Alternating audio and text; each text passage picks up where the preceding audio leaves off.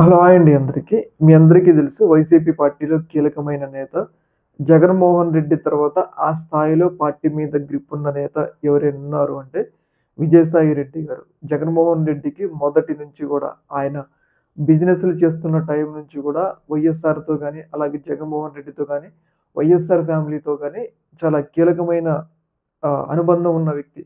Even party పరంగా, రాజకీయ పరంగానే కాకుండా చాలా ఏమంటారు సన్నిహిత సంబంధాలు.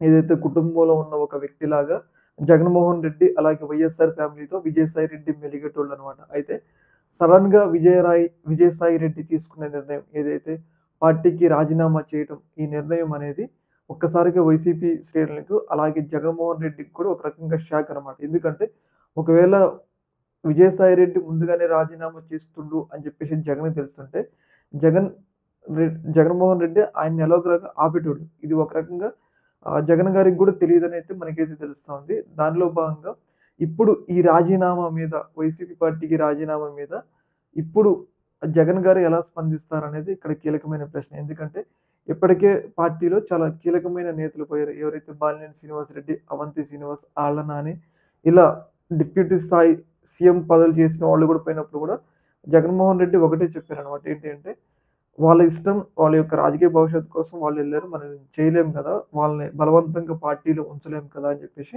ఆయన ఈ పార్టీకే చాలా సార్లు తన యొక్క అభిప్రాయం చెప్పడం అయితే జరిగింది.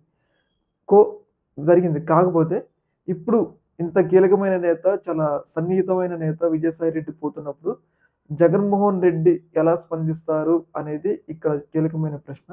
ఏదేమైనా గాని ఆయన పార్టీని వీడటం అనేది కార్యకర్తలు మాత్రం తీవ్ర వాళ్ళ యొక్క బాధను వ్యక్తమైతే చేస్తున్నారు. ముఖ్యంగా ఈ యొక్క ఇష్యూలో జగన్ గారి స్పందన ఎలా ఉంటదనేది చాలా ఆసక్తి నెలకొనడం జరిగింది. ఈ యొక్క ఇష్యూ మీద మీ యొక్క అభిప్రాయం తెలియజేయండి. ఒక మినిట్.